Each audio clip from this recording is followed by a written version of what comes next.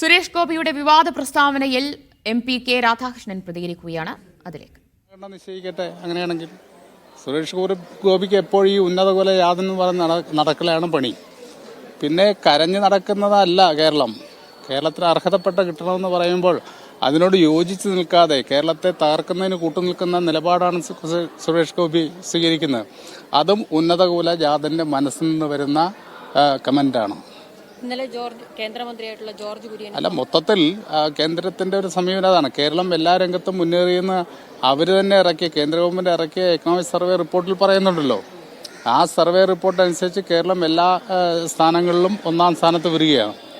അങ്ങനെ വരുന്ന കേരളത്തെ എങ്ങനെ തകർക്കണം എന്നുള്ള ഗൂഢാലോചനയാണ് ഇവരിൽ നിന്നും പുറത്തു വന്നുകൊണ്ടിരിക്കുന്നത്. ആ സമീപനം